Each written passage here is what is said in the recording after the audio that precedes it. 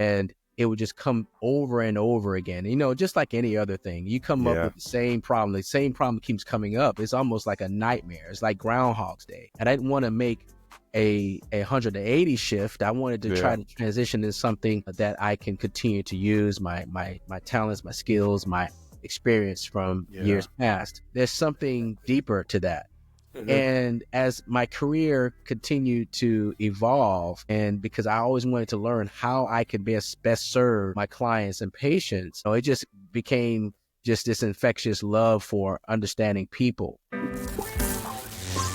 When you look back in hindsight, everything is 20/20. In hindsight, you make mistakes, we're learning from it. In hindsight, yesterday and your tomorrow. In hindsight, it's so much clearer now. Welcome to Hindsight the Podcast. I'm Lee Jones, your host. Have you ever felt like traditional healthcare only scratches the surface of your health challenges? Today's guest, Dr. Ibrahim, believes the real solutions lie deeper. As the co-founder of Koi Wellness Solutions, Dr. Koi has dedicated over 2 decades to uncovering and addressing root causes of complex health conditions. His expertise in functional medicine and personalized care makes him the perfect voice for this conversation on Hindsight the Podcast. Welcome. How you doing, Doctor?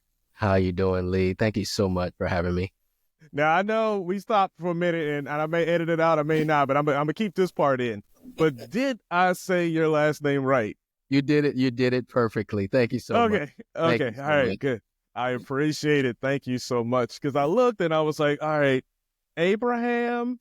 You know what I'm saying? Like that was my starting point. So yeah, it's Ibrahim, but you take out the I's. Yeah. I mean, take out the A's and you talk out the A's and put I's in. Yeah. I love that. I love that. How are you doing today? You say you're doing good? I'm doing wonderful.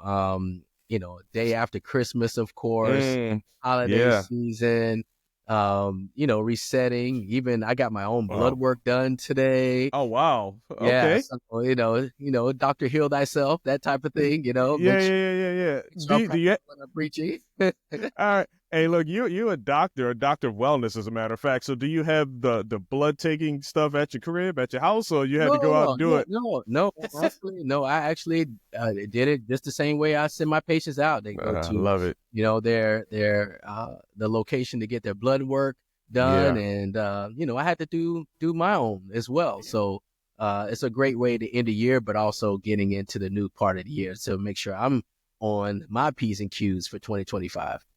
And just so you know that I'm on my P's and Q's, I do have mine scheduled, but it's after the first of the year. So I think it's like the 14th of January. So everybody get out, get your blood work done. You better to know before something is crazy. That's a public service announcement, a PSA. Get out, get your blood work.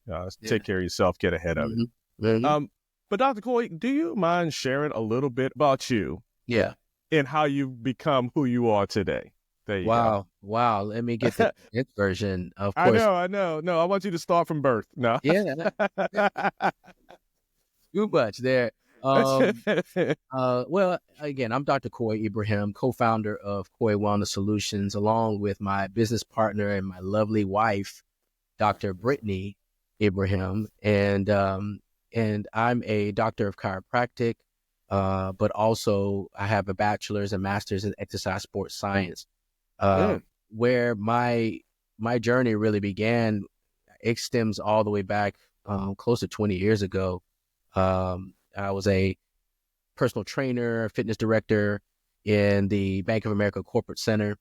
That's where I got my first glimpse at how health and wellness really impacted many people, especially the business community in Uptown Charlotte, North Carolina. And so I was helping not only train business executives in the Uptown Charlotte location, but also training other trainers. And it was my dream job. But if any of the listeners are old enough to remember, pretty much that first pandemic of the economic downturn, where everything went bottom up with the financial crisis. Unfortunately, our jobs were eliminated. And I would say when you talk about hindsight, that was a pivotal point with my career because it made me think about how how society really viewed health and wellness. At a time where you would think that people needed the most health and wellness during a time of, financial hardship and things of that nature, our jobs really, they were just eliminated.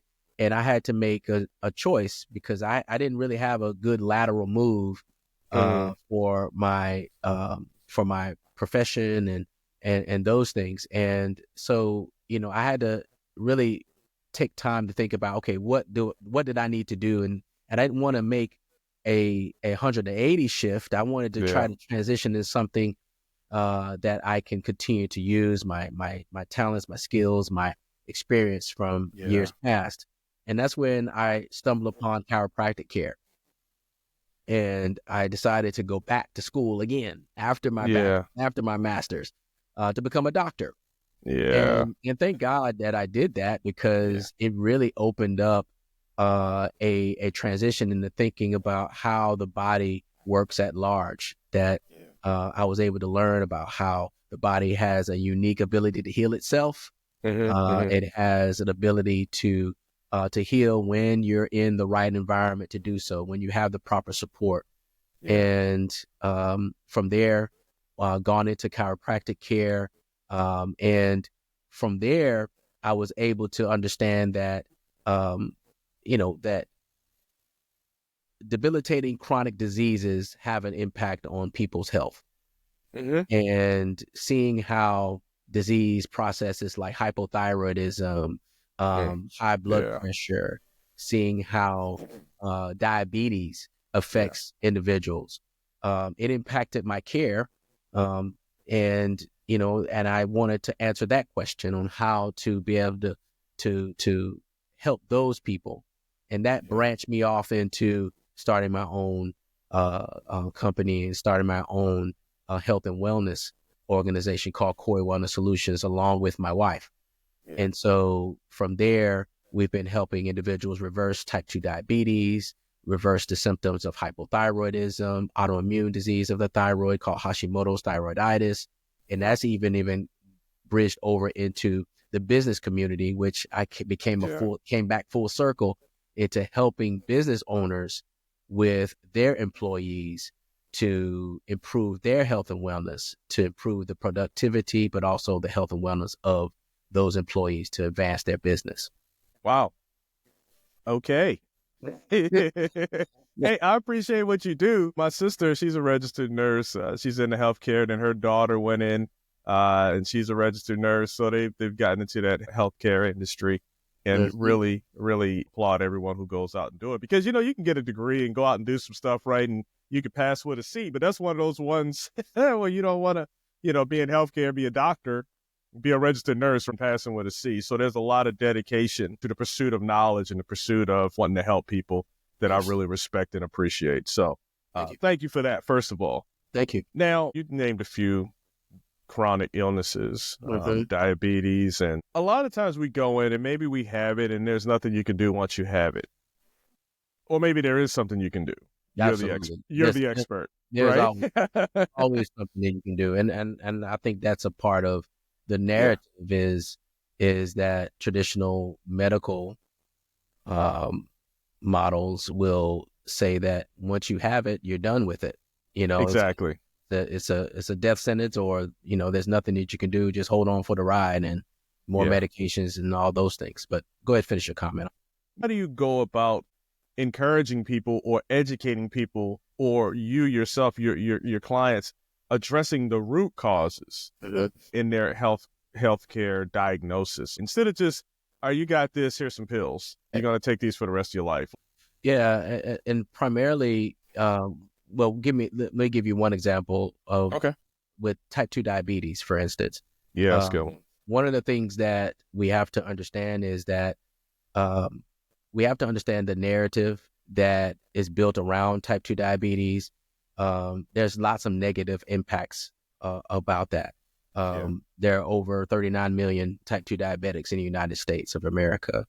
Type 2 diabetics are more likely 2 out of 3 diabetics are likely to die of a heart attack, of stroke. Every 3.5 minutes, a diabetic is having a limb amputated.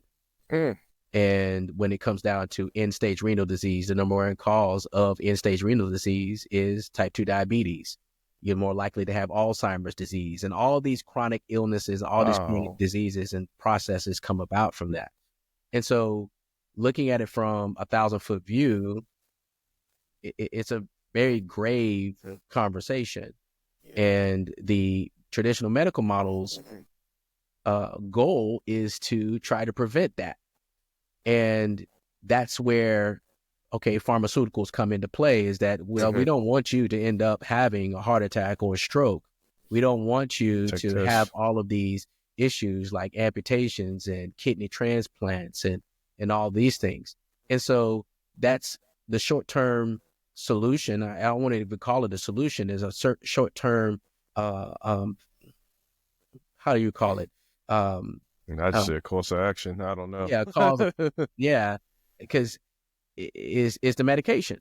And, and that's where you have less of a conversation about the disease, and let's just get you out.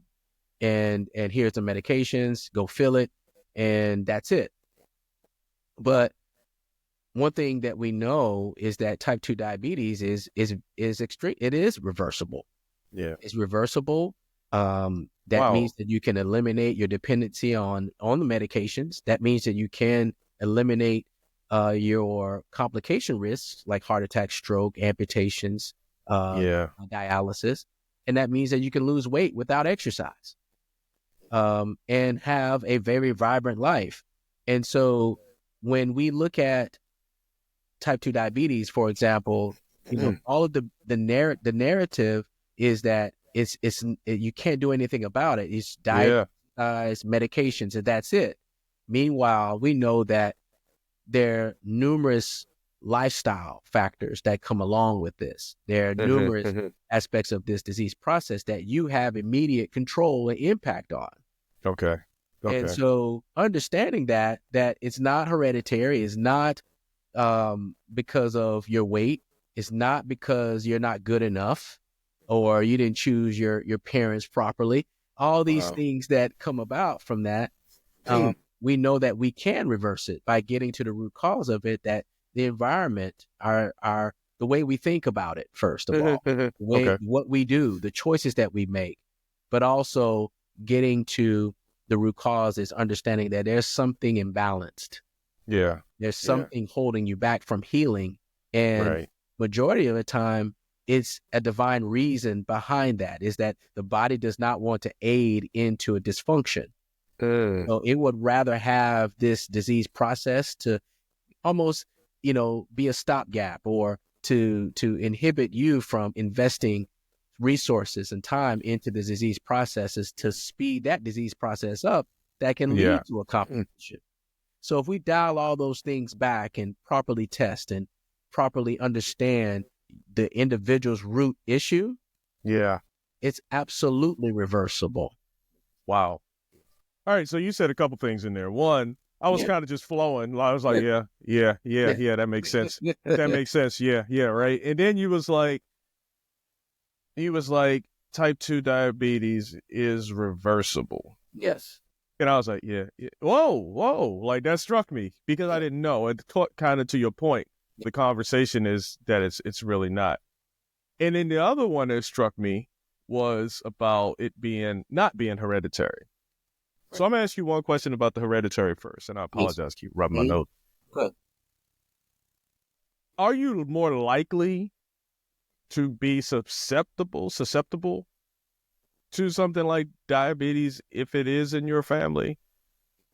Is it just because of the lifestyle and the way you eat and the different things? I don't know if it's the way you eat. I'm just putting stuff out there. But is it solely on how you are living your life, I guess, to oversimplify it, as opposed to it being a genetic thing or hereditary from someone in your family? Yeah, that's an awesome question. And there's a thing called epigenetics.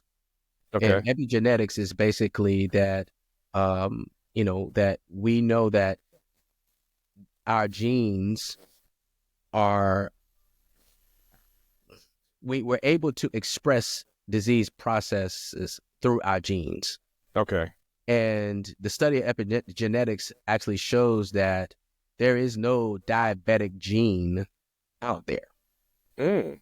So just because your mom, sister, aunties, uncles had it, grandfather, grandma had it, doesn't mean that you are destined to have it. And so that is one of the myths, and the misinformation. That's a key misinformation tactic to have you or a type 2 diabetic to think that they can't get past it, they can't reverse it. Yeah. And so when we know that it is not hereditary, that yes, your environment has a direct impact on this, that I also look at it as it could be cultural. And I was going to come back to that. Yeah. And culture is, the things that you've learned and things that were passed on from generation to generation, that gets passed down, and the choices. So I've had patients where I've reversed their type 2 diabetes, where the whole family had type 2 diabetes. And this one patient is almost the black sheep of the family, and said that, you know what, I'm not going to let myself be, succumb to this disease process. And finding that they had root issues and were able to reverse it. Now the question is, okay, what did the other ones do? Right. But having a person take their health as their number one priority, they have to be able to look at this differently and also do things differently. And that's a part. Oh, I'm sorry. Yeah, this is really fascinating, because now my mind is thinking, okay, well, how does this work? Because I'm not a doctor. I didn't take any kind of body science or anything. So this might sound stupid, but make me sound smart with the answer. Be like, hey, that was a great question. When is there a body type, and it doesn't have to be labeled a certain type, but are there bodies, or is there a genetic makeup that's more susceptible to some of these diseases? And then you also add in that lifestyle. It just makes it the perfect breeding ground for a disease to, grow. Like, does that make any kind of sense? It absolutely makes perfect sense. And you're on to a really good concept, is that, it's much like, I talk about the disease process. If you could just envision a tree, a tree with fruit on it, right? Yeah. And obviously it has a big trunk and it has deep roots. And if you think about the fruit of that tree, think of the fruit of the tree as disease processes, right? Okay. Think of them like each, like an apple, for instance, all the apples on that tree, just name them as type 2 diabetes, hypothyroidism, obesity, hypertension, all of these different disease processes. And then we when we look at those and we pluck them off of the tree and we look at it, and much like if we were at the grocery store and we going around and picking the fruit and we're trying to pick the best one, but then you start eating it and it's like, it doesn't taste right. Okay. Or it doesn't really look healthy. Okay. And you see it. We don't think, okay, where did it come from? That's not our first choice. It's a thought. We just think, okay, it's done. All right, let me just get another one and try it out. Get another one, yeah. Okay, it's not sweet enough. Oh, okay, let me get another one. And you just keep plucking, or you keep searching. That is the thought process that we have to undertake when we look at the disease processes. Yeah. And for the record, a lot of times when you see these fruits, they doctor them up, right? If it's not red enough, they they paint them, or pesticides, herbicides, all these things, right? Right. And so, but we don't think about, where did it come from? Where was that plant? Where was that tree? Where was it cultivated? Did it get enough sunlight? Yeah. Did it get enough food and nourishment? Did it get enough water? Was it put in a place where it could thrive? And so when we dial that back and think about that bad fruit. Mhm. Okay, well, it could have been rooted. Its environment could have been very toxic. Yeah. It could have been a place where it did not get the proper nourishment. It did not get the proper water. It didn't get the proper care. And for my gardeners and all my folks that take care of plants, you resonate with this, because if that fruit did not get the proper care, Yeah. you know, Wow. so Yeah. so what if, that disease process, like type 2 diabetes, when we Mhm. go back down through the root of that, you have to go all the way down to the root of it. It could have Yeah. been chronic inflammation that was going on with that individual. It could have been musculoskeletal issues. Yeah. It could have been chemical stresses that affected that person. It could have been mental, emotional stresses that Yeah. affected that person. The environment plus their lifestyle equals either a healthy process or a disease process. Yeah. And so when we look at the root cause, is the proper testing, the proper the proper inventory, going back through their health history to understand where the disconnect happened Yeah. and how is it continuing to happen in order to reverse that. And so that's where we are with that. I like it. I like it. You sit and you look well, me personally, I'm not in the medical field, as I mentioned. A lot of us aren't. But what is in all of our disposal to use when navigating life is adopting a focus on root causes instead of just band-aiding something up. Let's look at why. Why are you depressed? Why is this process not working optimally? Why is instead of, you know what I'm saying? A lot of times we want the quick fix. So we can keep going, keep being productive, keep putting on a face, whatever it is. And many times we miss the opportunity to focus on root causes. So for you, can you talk about the impact and the power of that type of mentality, identifying root causes and the benefits from identifying and treating that part of the problem and not the symptom? Yeah, I think it goes back to, for me, understanding that these disease processes impacted my care for patients when, I was in, touching and feeling and having my hands-on experience with individuals. And it would just come over and over again. Just like any other thing, you come up with the same problem. The same problem keeps coming up. It's almost like a nightmare. It's like Groundhog's Day. And you see that, man, well, why is this patient getting better with the same condition or the same issues than this person? Well, when we go back to that, we have to understand that, well, these two people are individual. They're totally different. They come from different backgrounds. They have their own issues. And when you dial that back, it goes back to understanding that, we have to eliminate the distractors. We have to eliminate the misinformation that's out there about these disease processes. And getting to the root cause of it is that over time, patients will come in and speak to me and say, I'm having this problem, and I haven't been able to get over it, or I've tried this medication for years upon years. That it's not working. It's not working, and in fact, I'm having more issues because one medication is given to me and then I have a side effect of that medication, and then I have another complication, and it becomes what I call the sick cycle. Is that more complications, symptoms, more illness, more medication, and more despair. So for a person going through that cycle, a lot of times the patient gets sick and tired of being sick and tired of the same thing. I've had patients that will come up to me and say, I've been a diabetic for over 30 years. And I think that's ridiculous. Like, okay, well, what has worked? Has it worked?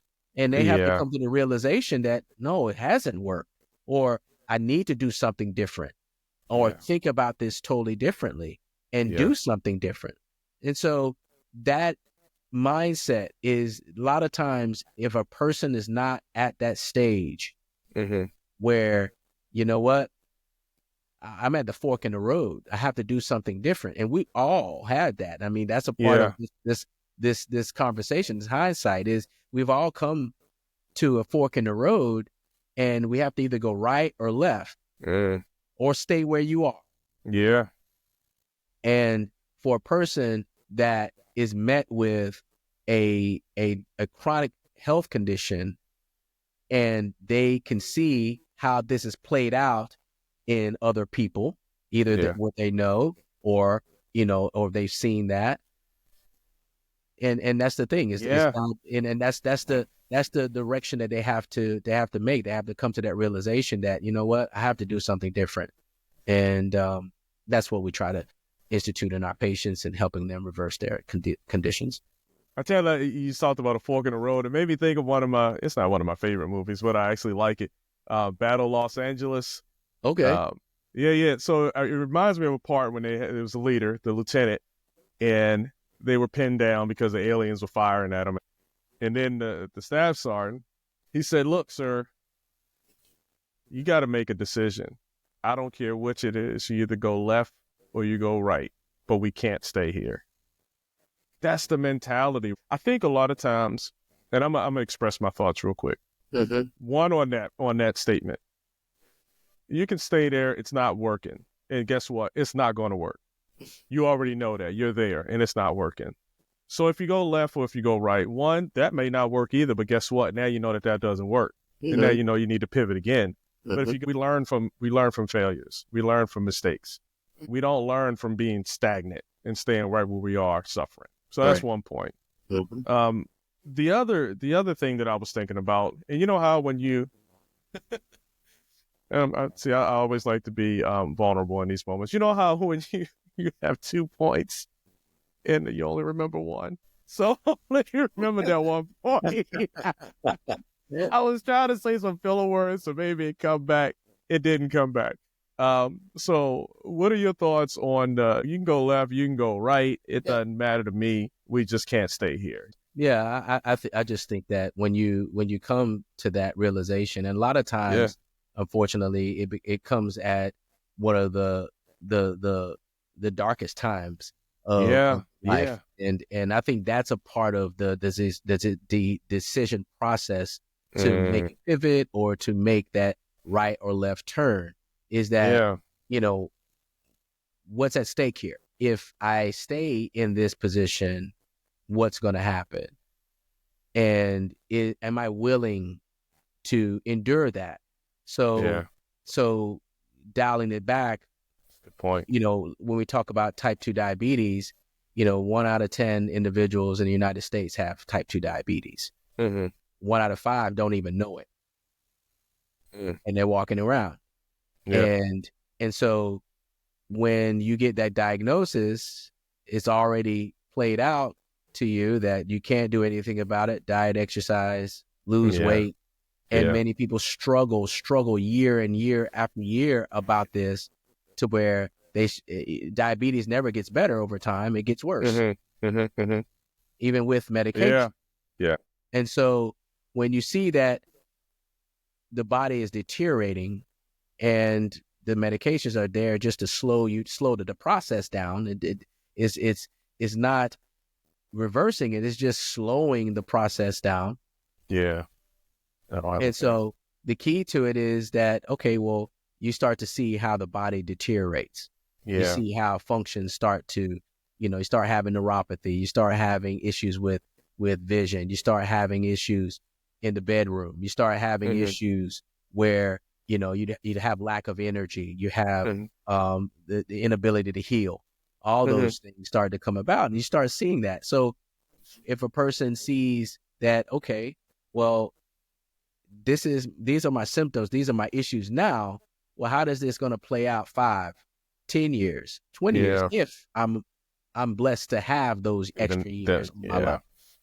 So that's where the fork in the road comes in. And for the patients that we accept, they have to put their health as their number one priority. Otherwise, where do they see themselves? If they see themselves moving in the wrong direction, then they have to make a pivot. Hey, so I got that thought back. Is it easier mentally, and just from your experience, right? Mm-hmm. To just accept, okay, here's some medicine. This is an answer. Mm-hmm. Sometimes you have these issues where doctors can't immediately pinpoint, like, this is what's wrong, and it's stressful mentally. Mm-hmm. So if they say, this is what's wrong, here's some medicine to deal with it, to help deal with it. Like, that's almost, and even for me, I feel good. You know what I mean? Knowing that, okay, this is a solution to a problem that I have. And it's easier. But you made a point. You said, hey, like, here's some medicine that's going to slow it down. Should we look at the medicine to use it as not a stopgap, just to slow down the process while you go in and you start to change your lifestyle as well? Kind of work them both together. Is that the Mm-hmm. mentality that you think we should go into these situations in our lives? Yeah, I think that you have to take a broad scope on it and understand what situation that you're in at that immediate time. For instance, if my blood sugar is 1,000 and and I'm on the verge of having a diabetic coma, right, and I'm rushed to the hospital, thank God that we have emergency personnel that are there to give me the insulin, give me the medications to bring me back to a state where I don't find myself losing my life. Yeah. Okay. And that's the extreme that I think of.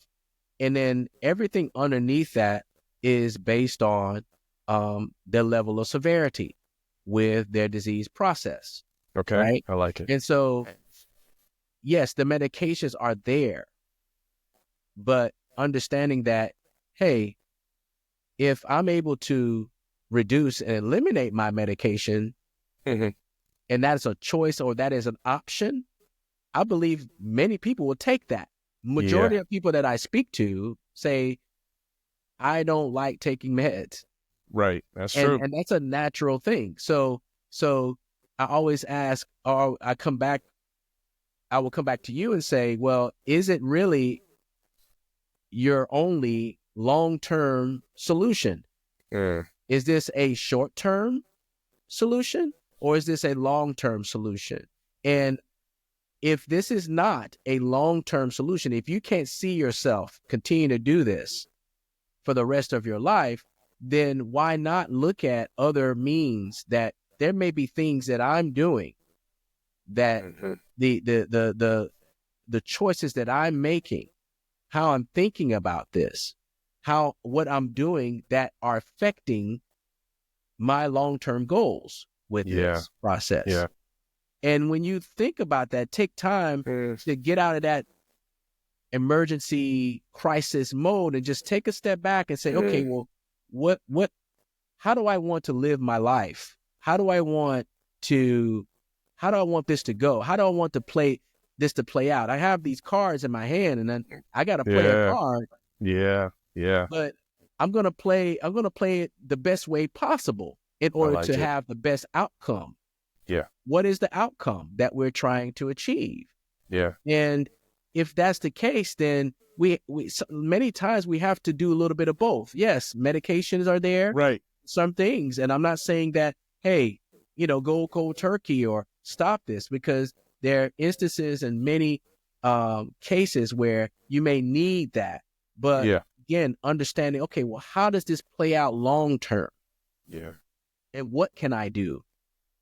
Instead of having this thought of, I can't do it, or this is the only thing I can do. No, there has to be, even from the standpoint of changing your thought process about it and what you do, and allowing your body to have the best opportunity to do what it's designed to do, which is to heal itself. Right. I like that. Great answer. Thank you. Thank you for your for your perspective on it. No, that's awesome. When I asked the question, it was like a umbrella over everything. But you do need to focus on the severity. Sometimes you get there kind of late in the process. Hence why you need to go do these checkups regularly, right? So doctors can catch this stuff as early as possible. That's correct. Then you have a better opportunity of reversing, pivoting things and going in a better direction. Wow. All right, let's talk about functional medicine. Yes. Tell me about it. I was going to ask a question, but let's just talk about what is functional medicine? What's the benefits of knowing about functional medicine? Yeah, functional medicine, just it's the it's an integrative medicine, a holistic approach to looking at disease processes from the root cause. Okay. And so primarily the goal is to look at the individual's root cause with comprehensive testing to understand their health history, to understand what are the triggers, what are the motivating factors that cause a body not to do what it's designed to do, which is to heal itself. Yeah. And so many of those things that we just spoke about today is really geared toward that, is understanding that chronic disease processes, majority of them come from somewhere and is driven through our lifestyle, is driven through our environment. And when we're able to address those key issues, we're able to reverse those issues and to help restore health and wellness. So what pivotal moment in your career, your life, did you begin to understand the importance of functional medicine? Yeah. So I've always, I was a personal trainer. And there you go. Yep. Yeah, I was a personal trainer. And one of the things that was always perplexing to me is that, okay, I can put somebody on the same program, same body type, same motivation, same meticulousness to their diet and all of that, and have them doing side by side, working side by side. One person would have phenomenal results. Okay. Almost like, just it's magic. And the other one would struggle. Yeah. Right. And and I'm like, okay. And this person would be very discouraged because they're putting in the work, they're putting in the time, the dedication, and the workouts were the same, and there are many variables that were the same, but the difference is the person. The person is individual. Even identical twins are different. Yeah. Right. Yeah. So understanding that, there's something deeper to that. And as my career continued to evolve, and because I always wanted to learn how I could best serve my clients and patients, it just became just this infectious love for understanding people and understanding that, okay, well, I need to understand what was that magic bullet? What was that? And to me, the magic bullet is functional medicine. Okay. Because you just continue to dig deeper. That tree analogy, you just continue to get deeper and deeper at the root of the issues that person is having. And it is amazing because you can have a person struggling with hypothyroidism that you uncover that is actually not the thyroid that's the problem, is actually because the thyroid is the victim of the problem. Ain't that crazy? They had problems with losing weight, and then you start treating them and they lose 70 pounds without exercise like that. Or they have energy, through the roof when they couldn't even get out of bed at night or get to even work, having brain fog and all of these symptoms that are debilitating. And so, seeing that over and over again is very infectious because you get to understand that you get to see a person that has been struggling for years upon years with something. And they tried everything. To the point where when they finally get to me, it's almost like they're at their last wit's end. And it's almost like if I've had patients where they said, if I didn't find you, I don't know what I would have done. And it's easy to leap and say that they were ready to check out. They're ready, just to be okay with, losing their life or to just be recluse in their home and and just continue to deteriorate, and nothing, no one ever care about them. And to see that reversed, to see when a person barely could get out of bed to they're all over the world traveling, to they're able to be a better father, or a better mother, or a better a caregiver, a better employee, all these things that the hopes and dreams that they wish they had, it comes true. So that's primarily my love for functional medicine. I love it. Hey, I think not internally, but I had something similar. I ruptured my Achilles when I was still in the Army. And then once I got out, I started having all of these other issues. Yes. And, they easily, went to the VA and they easily connected. Well, your knee on your left leg is bothering you as a result of how you're accommodating or how you're adjusting because of the injury on your right leg, or this and on that.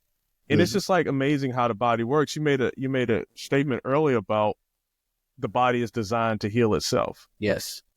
When there's certain things that are going on, and I'm at not an advanced age, but I'm older now. I'm like, all of that stuff that I did to my body up to this point, it's time to pay the piper. And paying the piper means now I need to get smart on the body. Now I need to get smart on what I need to eat or how I need to train going forward. But right now I'm hurting. Right now my legs are hurting. Right now, so I need to lose some weight. I understand these things. But what does that look like? So I reached out to people like you because you are the guy. You and your wife, you got the answers. And I'd like for everyone out there to take advantage of that. So one thing that I want you to do without them having to reach out to you right this moment, but how can the listeners take a more proactive role in identifying the root causes of their health challenges? Yeah, I think that you mentioned one thing about failure, and I think that resonates very well with a person trying to have a better health and wellness journey, is that there's no such thing as failure. I like it. It's only feedback.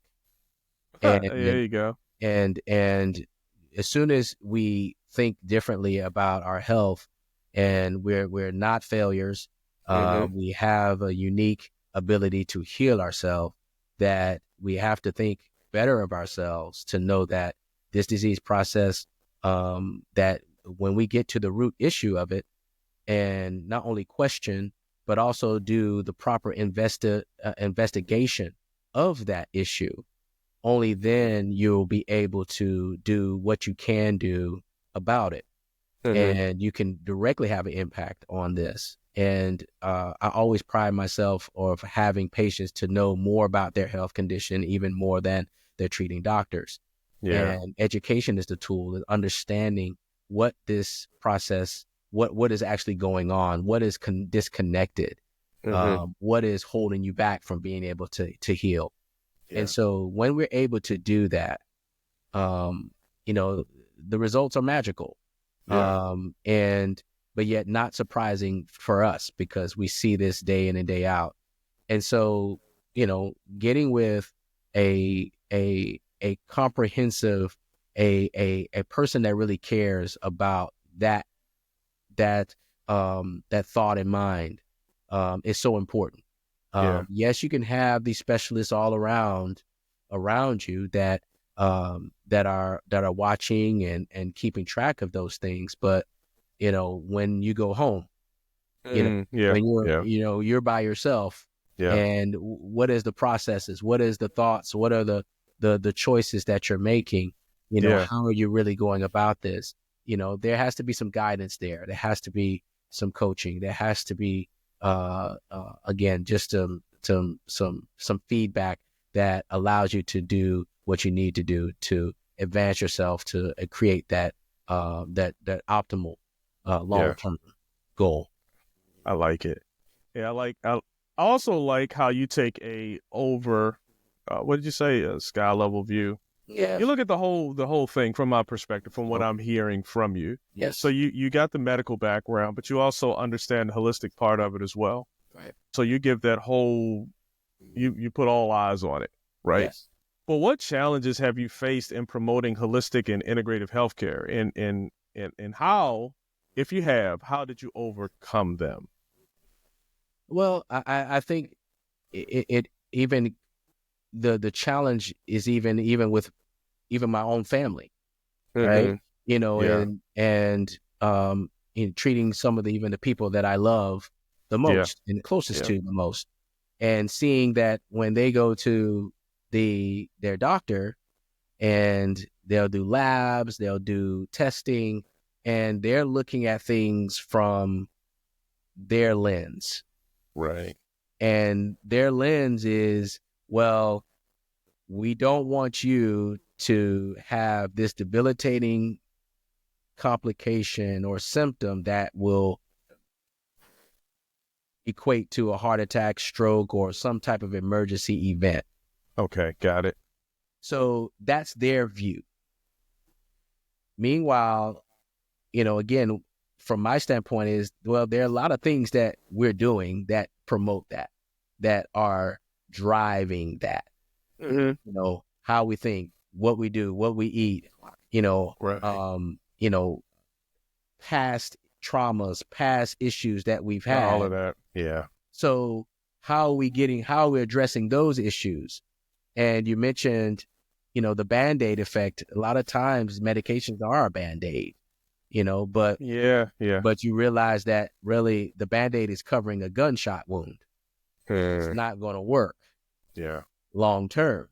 Yeah. And so having to understand that, okay, the traditional medical model and trying to debunk some of the thought processes that patient has gone through for years upon years, and unraveling that to understand that, hey, there's things that you can do. You can take control.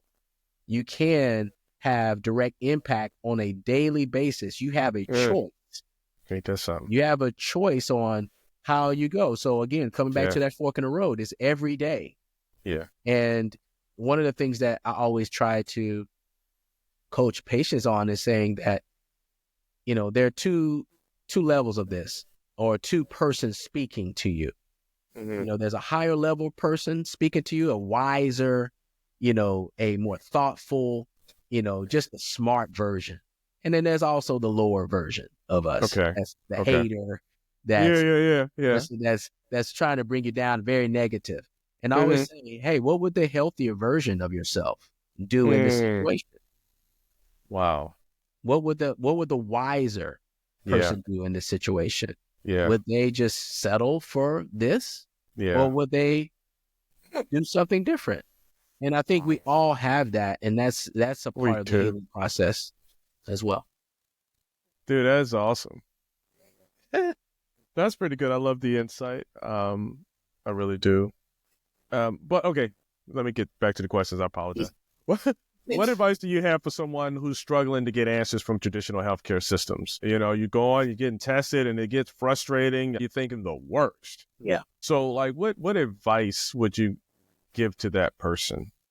Well, I mean, I hope that it causes a stir inside of that person to say, you know what, I need to look deeper into this situation. Yeah. That if I stay where I'm at, then it's not where I want to be. I need to make a pivot. I need to make a change of some sort. And the key is, okay, getting a second opinion. Seeking, a second opinion that gives you more insight about the situation.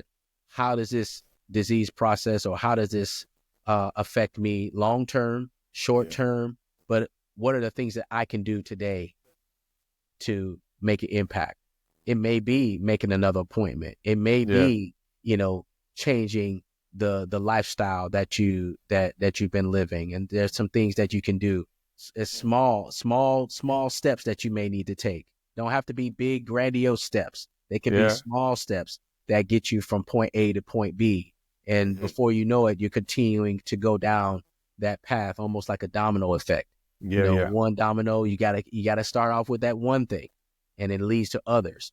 And so, not settling, not only for the disease process, but also not settling for your lower sense of self, right? Allowing that disease process to overtake you to the point where you just give up. Yeah, got it. All right, so you just alluded to it. Are there some simple strategies or daily practices that me and the listeners can adopt to improve our overall wellness? Yeah, I think one thing that you can do is, as I have an acronym, is that you have to understand what your distractors are. What are your distractors that are holding you back from your best sense of self, your health, and your wellness? And I say you have to identify what your distractors are and put them in the red. RED. You have to put them in the red. Identify them, right? So R is you may have to reduce them. All right. E, you may have to eliminate them. And D, you may have to discount them. Right. And so when you identify what your distractors are, what are the things that are going to hold me back from this? Almost like, if you play sports and you're up against an opponent, you're studying, how their tendencies, what are their tendencies? What are the things that they're going to do against you to hold you back from scoring, right? So I make that analogy because, again, you want to reduce some of those things. You want to reduce, you may have some weaknesses, but you may have to reduce some of those things. Instead of, doing X, Y, Z, you may have to reduce that. Or you may have to eliminate that completely. There's no negotiation. You know that if you continue to go down this path, that it's not good. You know that you need to fully eliminate it. And then also D, discount them. There's there's lots of misinformation that come at you. I mean, we're inundated with lots of information. We go to Dr. Google and we go down the rabbit hole and we learn this, we know this and this, and even from our doctors. Sometimes our doctors will say, hey, you can't get rid of it. And sometimes you may have to discount that. And do what you need to do to be able to overcome it. And so distractors, it's very, very, you can apply that today, is that find out what your distractors are. What's holding you back? Who are your opponents? It may be your own family members. It may be people that you think that they have the most sincere intentions, but they may be sincere sabotagers. And so understanding who your supporters are, who your sabotagers are, and how they can be distracting to your health, and put them in the red. RED, reduce, eliminate, and discount them. Man, I tell you what, you just hit a message home. I was just reading this book this morning, a passage of it, and it's The Myths of Motivation. And it's funny because that is the part that I just read about. And it wasn't red, it didn't have the acronym, but it talked about the distractors and identifying them. And it was more of an application at work, just how you go about. Sometimes you got to say no, sometimes you got to establish some parameters and some boundaries on how you go about your daily business. And if you've created an open door policy, it kind of distracts from what you need to accomplish as well. So just managing that, and that's the reduce part, and then eliminate some things you just got to get rid of. So I really appreciate that. And now I'll probably hear it one more time because that's just how it goes. Something in my life is going to bring me that same messaging before it knocks me over the head and say, you need to start, reading. I'm using your acronym. You need to start reading this stuff. Hey, I asked you a lot of questions. Yes. Is there a topic that we didn't cover today that you like to discuss? Yeah, it bridges right over into businesses, because many of the individuals that we would treat, they work as well. Yeah, absolutely. And these disease process, these chronic diseases spill over into the workplace. Yeah. And more than ever, we're seeing that employers are having difficulties managing their employees' health and wellness, especially since the pandemic. And since the pandemic, we really have not quite recovered from it, from the standpoint of our work-life balance. Mm-hmm. And the work-life balance is more tedious. I mean, some folks work from home now more than ever. And even then, the workload of having to balance out the life and work has become more contentious.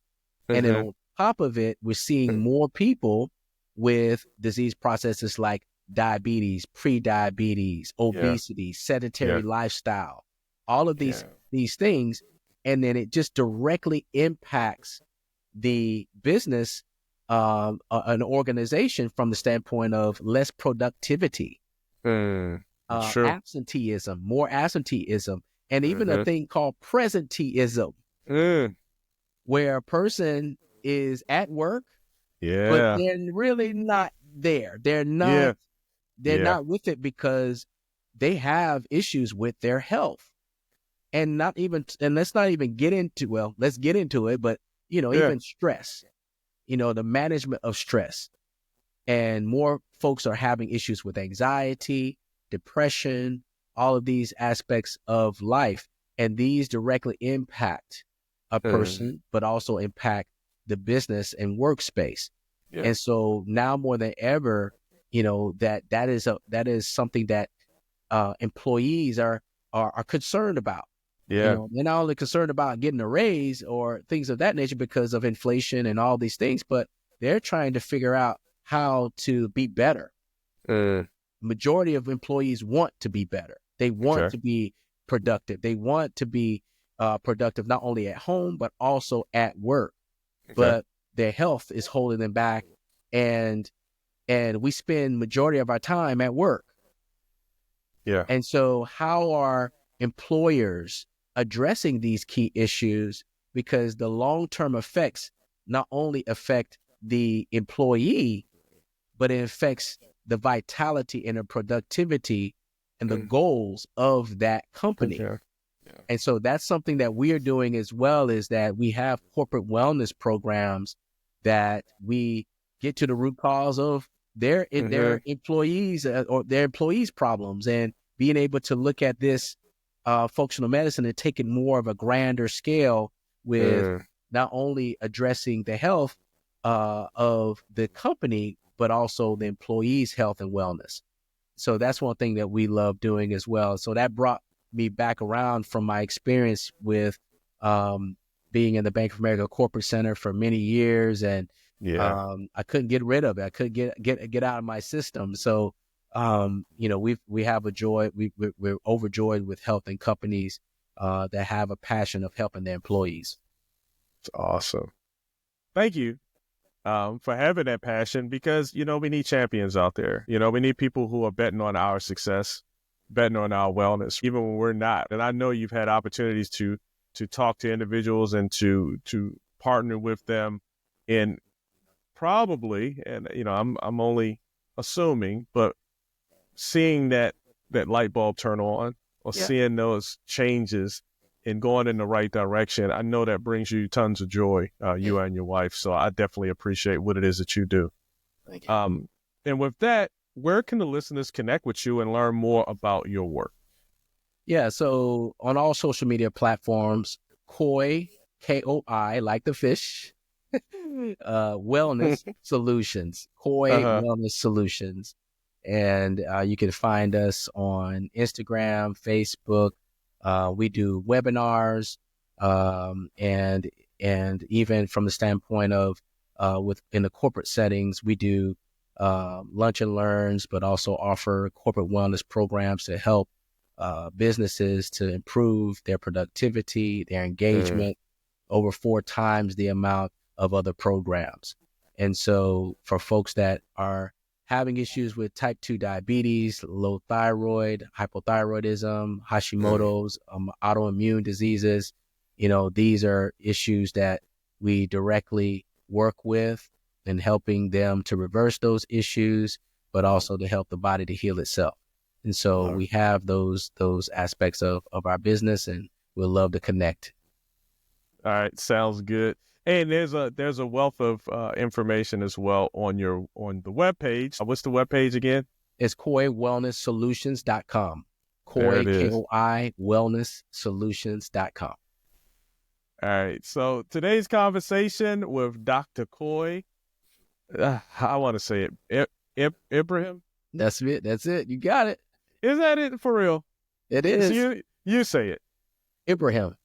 Oh shit, it was it. Okay. Well, Yeah. I'm gonna give you credit when it's due now. I'm gonna give you credit.